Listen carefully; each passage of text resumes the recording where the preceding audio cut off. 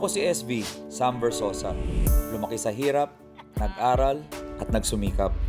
Kaya ngayon, nais kong ibalik ang oportunidad at pag-asa sa mga taong nangangailangan at nangangarap magbago ang buhay.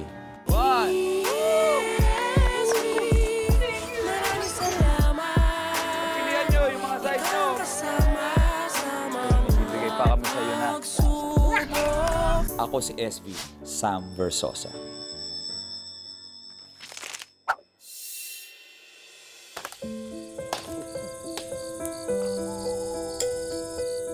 Walang kuryente at tila malayo sa sibilisasyon.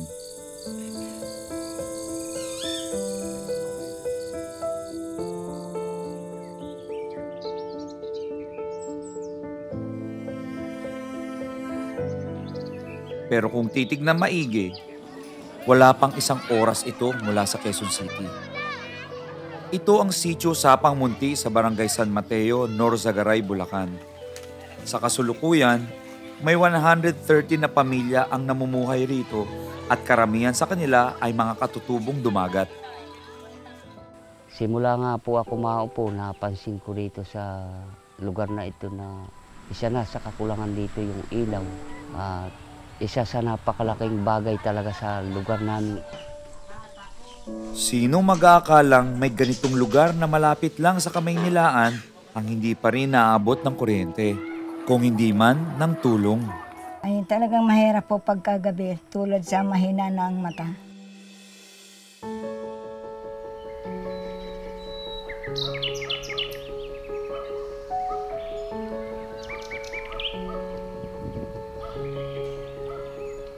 Kahit na mahirap puntahan ang lugar na ito, pinili pa rin ng aming programang Ito'y Marating kasama ang aking mga kaibigan para maghatid ng kasiyahan ngayong Kapaskuhan.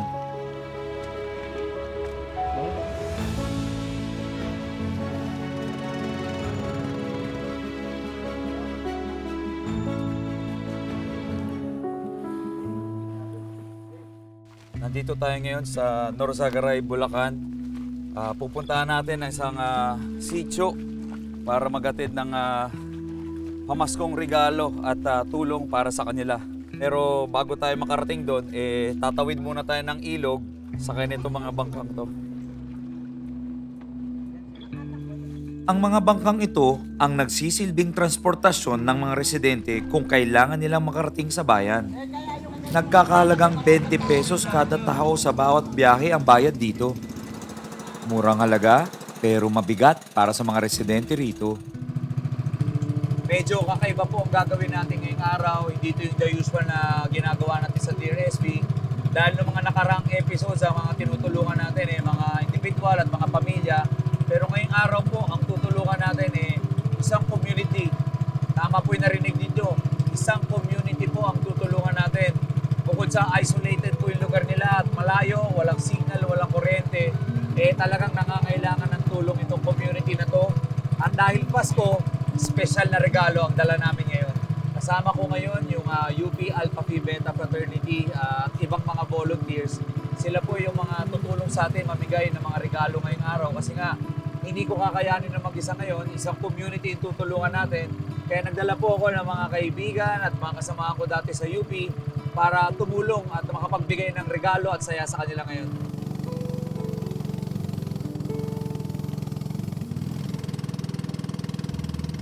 Rinig ko, marami silang pangangailangan dito mula sa eskwelahan, mula sa kanilang kuryente, sa mga gamit.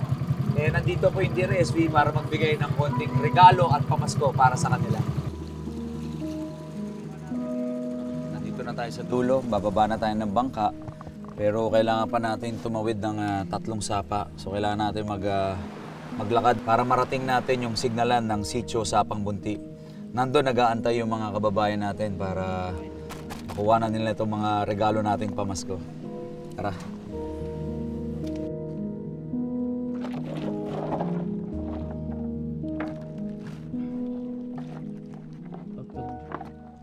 Simula dito, mga 15 to 20 minutes pa yung lalakarin natin. Ano, kaya pa boys? Kaya pa!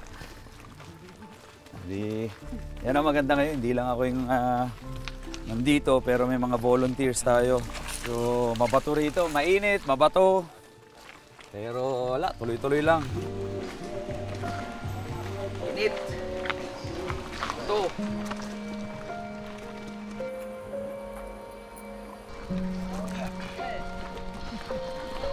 SB, kailangan lang lumusong. Okay lang, sanay tayo dyan. Okay lang? Oo. Tara, dito na. Tara. Tatlong ano to? Tatlong ilog tong lulusungin. Tatlo? Dalawa lang, dalawa. Dalawa lang? Oo, dalawa na lang. Okay lang yan. Basta para sa mga tutulungan. Punta natin yan.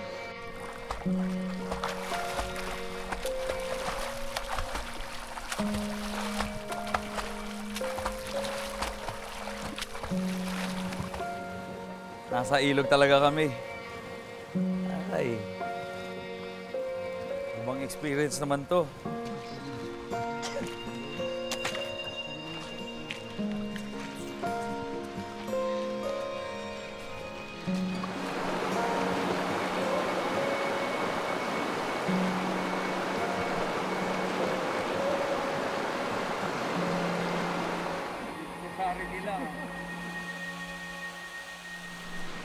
Init, malubak. Pero lahat yan, titisin natin para madala natin itong mga pamaskong regalo natin sa kanila. Ayun. Sa wakas, narating na rin natin yung sitio Sapang Munti. Ayan, oh. Basketball court pa sila. Mukhang masaya yung community, oh. Excited sila makita tayo ngayong araw.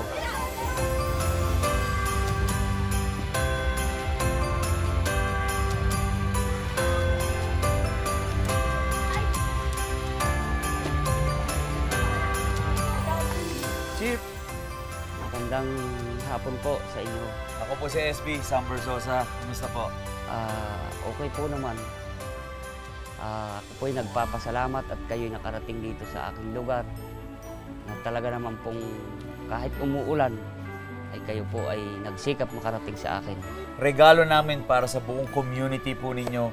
Special ito kasi po usual na pinibigyan namin ng tulong ay mga individual at mga pamilya. Excited na nga po yung mga tao na nakita kasi nila yung ibibigay po ninyo, sir. Nakita na nila. Kita nila, kaya po kita naman po ninyo yung dain nila. Matanda't bata yan nag-aabang.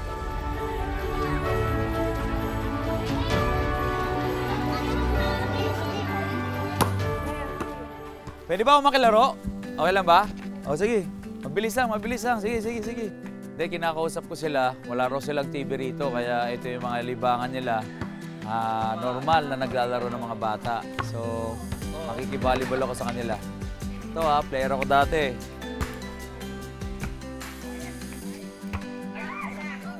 Anong laro ba to? Grabe. Basketball, volleyball. Tapos may sorpresa tayo para sa kanila. Tara.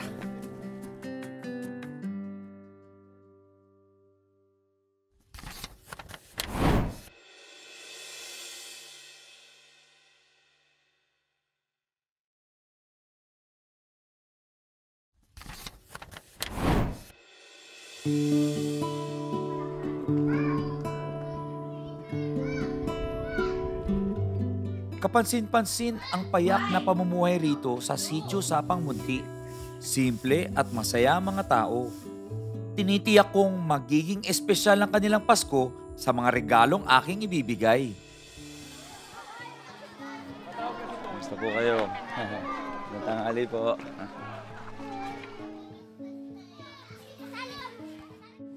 Medyo madulas, maputik dito sa kanila. Pero mukhang masaya naman silang namumuhay dito. May mga tindahan, may basketball court pa akong nakita. May nagpupul pa nga eh. Iba talaga yung mga Pilipino kahit sa may ligay, makakahanap ng paraan para maging masaya. Pero ngayon, lalo tayo magpapasaya. Oops! Medyo madulas.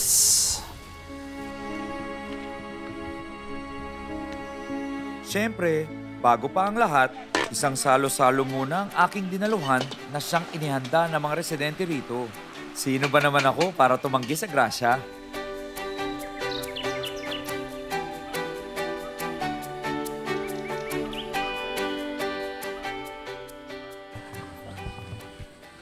Lord, maraming salamat po sa araw na to. Sana biyayaan niyo po kami ng maraming pang biyaya at grasya. Bless niyo po yung mga taong nakatira dito sa Sitio Sapang Munti at i-bless niyo po yung mga pagkain na kakainin namin. With all this, we pray in Jesus' name. Amen. Hugas mo na. Sige, hugas mo na. Siyempre, sa mga ganitong klaseng okasyon, hindi mawawala ang sama-samang kainan. Kaya, Sitio Sapang Munti, tara, kain na! Atak! Tara, kain na ho! Tara!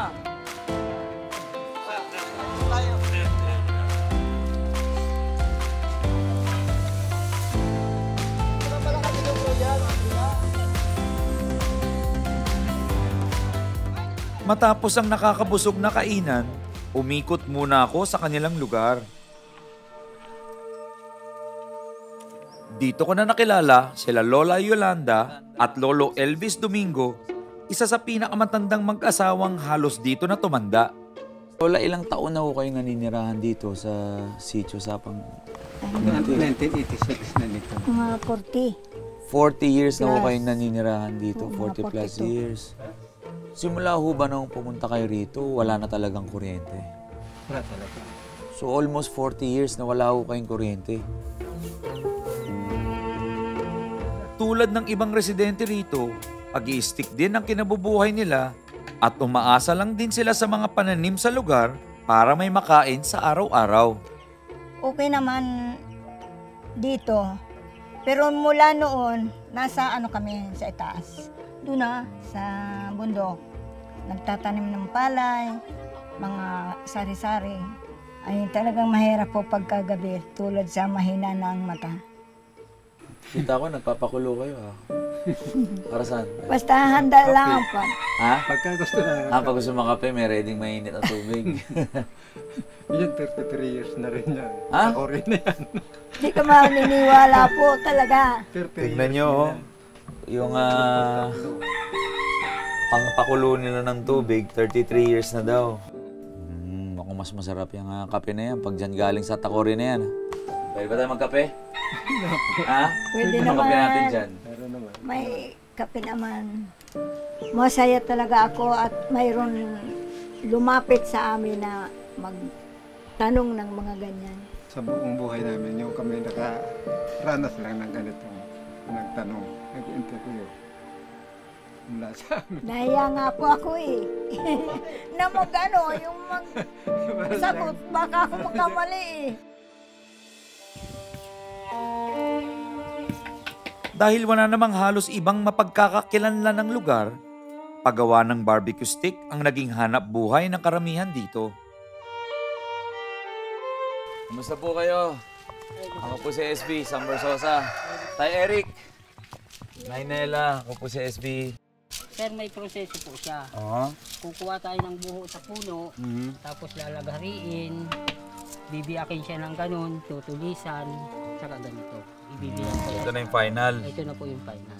Okay lang ba? Tulungan ko kayo? Okay lang po. Para malaman ko nung ginagawa nyo.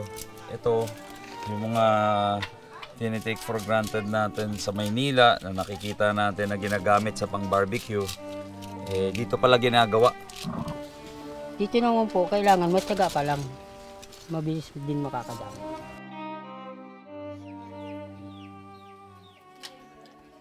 Sige, bilangin natin isa. O sige, magbigay ng iba't ibang kulay. Isa lang. Ito po, ito yung nag-iisang daycare learning center nila. Okay, kailan? Teacher, pwede pumasok? Yes po. Hello po. Mag-good morning nga po tayo kay sir. Good morning po. Ano pangalan ko? Kuya SB. So, good morning, Good Teacher, morning Teacher Ronaldine. Opo. Ako po si SB Sam Versosa. Parte na ng ating buhay ang paggamit ng kuryente, lalo na sa panahon ngayon ng teknolohiya, na siya ring may mahalagang ginagampanan sa pag-aaral ng mga bata.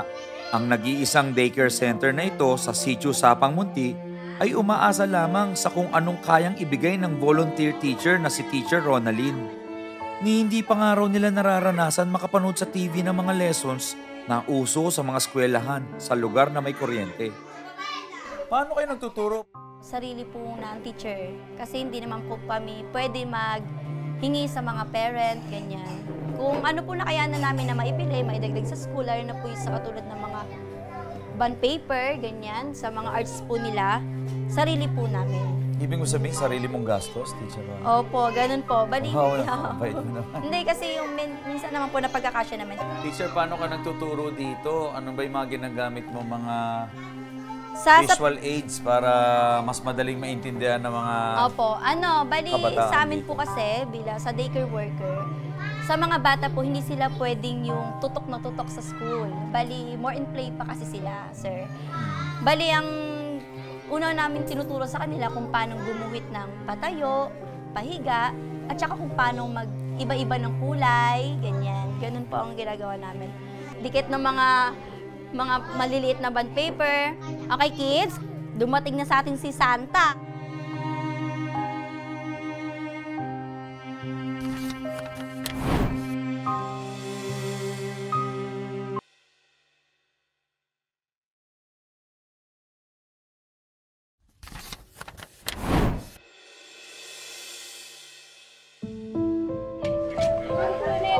Basic human right ang pagkakaroon ng kuryente.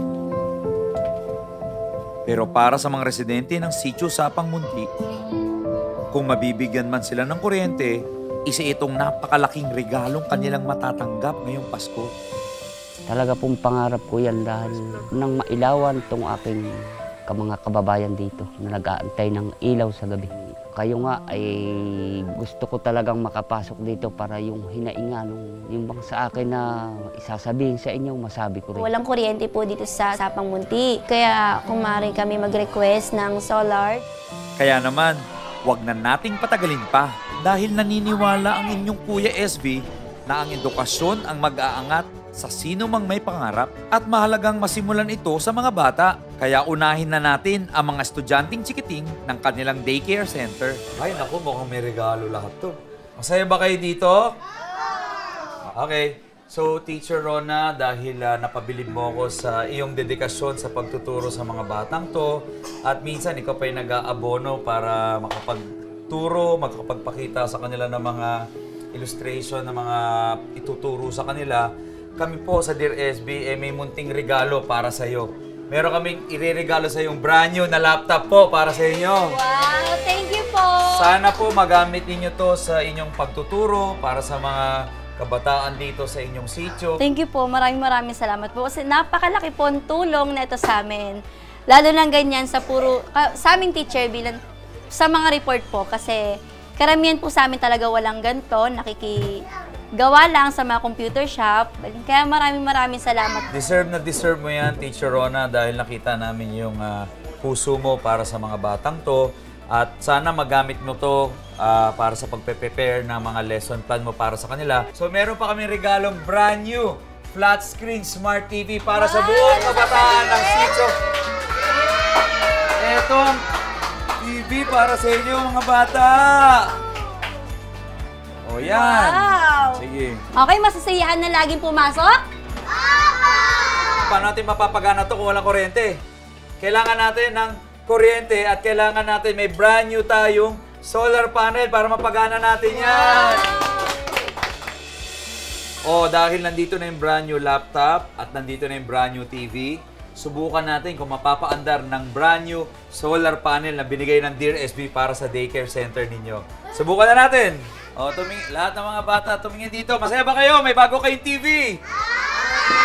O, magtuturo si Teacher Rona ng ABC with Kuya SB. O, kanta tayo kasama si Kuya SB. A, B, C, D, next time won't you sing with me? Yeah! Palakpakan! Galing!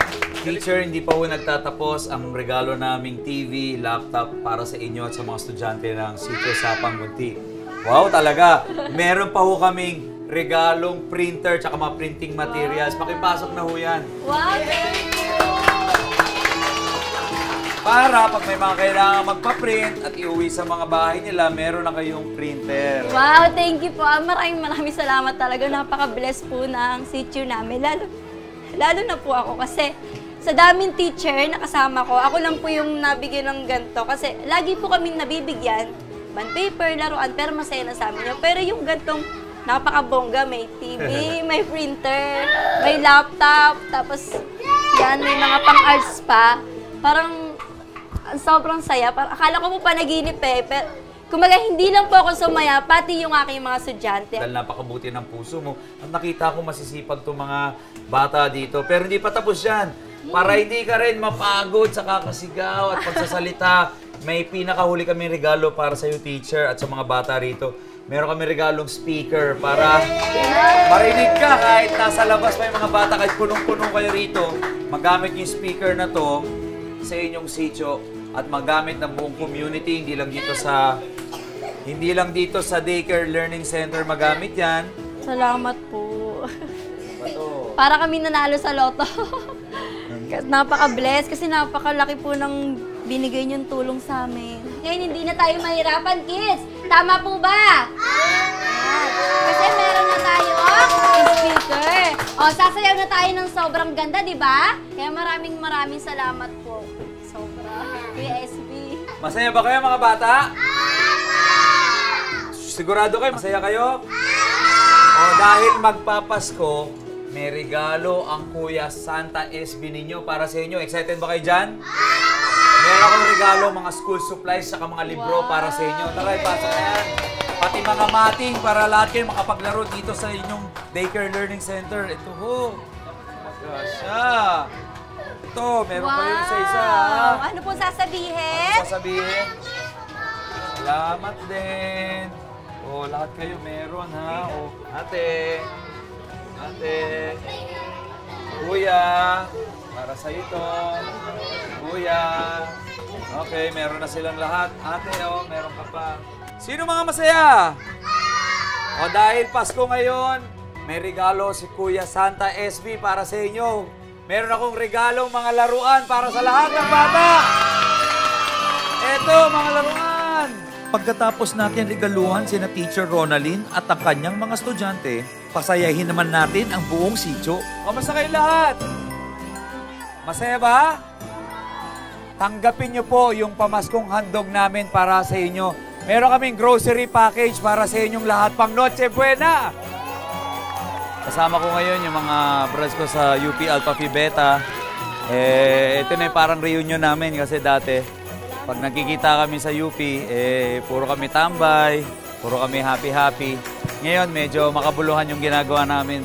Nagbibigay kami ng tulong, nagbibigay kami ng pag-asa at saya para sa mga kababayan natin. Lalo na dito sa barangay na to. Dito sa sitio na to, marami nangangailangan.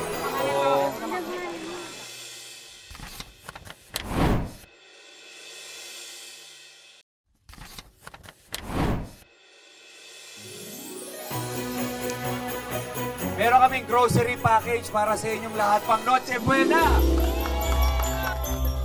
Kasabay ng pamimigay namin ng Noche Buena package para sa lahat ng pamilya rito sa sitio Sapang Munti, kinabit na rin namin ang pinaka-importanting pamasko para sa mga residente rito, ang mga solar power at batteries na siyang magpapailaw sa bawat bahay dito sa kanilang sitio. Ako po'y nagpapasalamat sa inyo ng malaki. At ako naman ay wala namang ibabayan. Kung hindi, napakarami pong salamat sa inyo. Nakapaglagay po ko sa mga bahay ng mga ilaw. Nalagyan ko po sila. Nung magkaroon ng mga solar na pinamimigay, yun, nawala rin yung basira namin.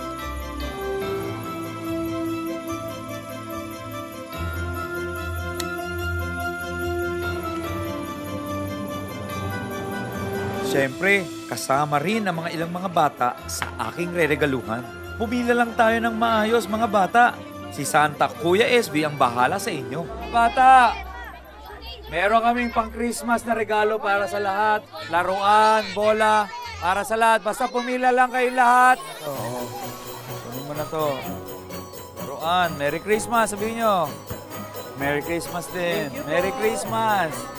Ang Dear SB po ay nandito para magbigay ng saya, pag-asa, lalo na ngayong Pasko.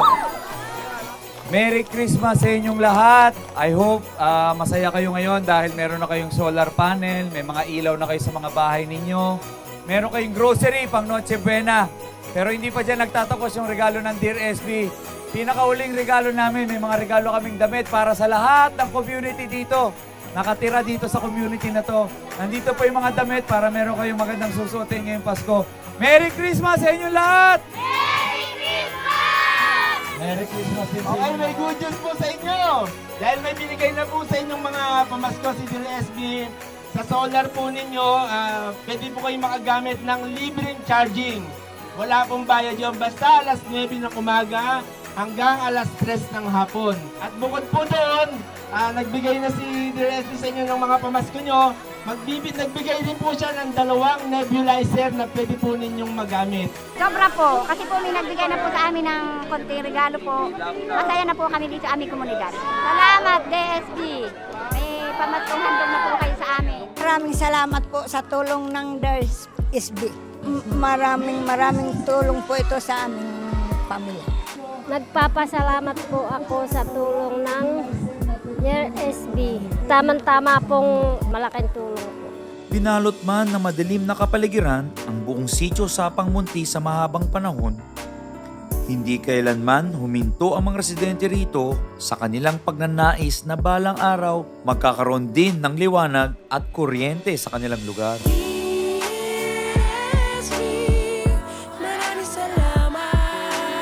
Patuloy lang sa pagsisikap para sa kanilang mga pangarap.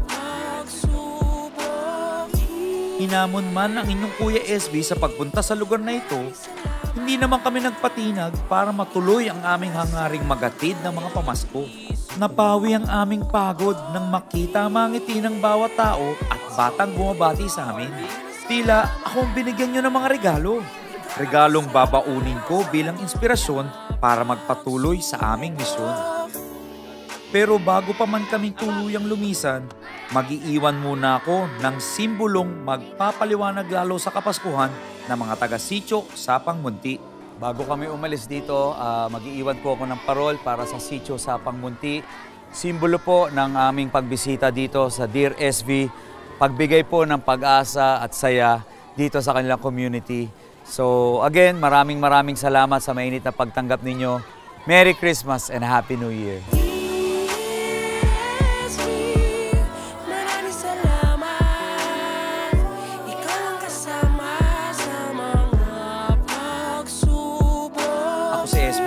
Sam Versosa at 10 ng aking mga kasamahan ay bumabati sa inyong lahat ng masayang Pasko.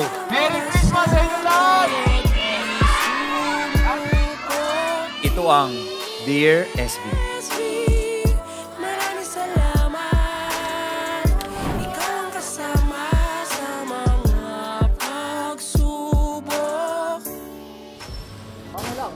Dito po tayo ngayon sa Sampaloc, Manila. Ito ay tungkol sa isang 18 years old na dalaga na may kakaibang sakit sa dugo. Gandang araw po sa inyo. Ako si SB.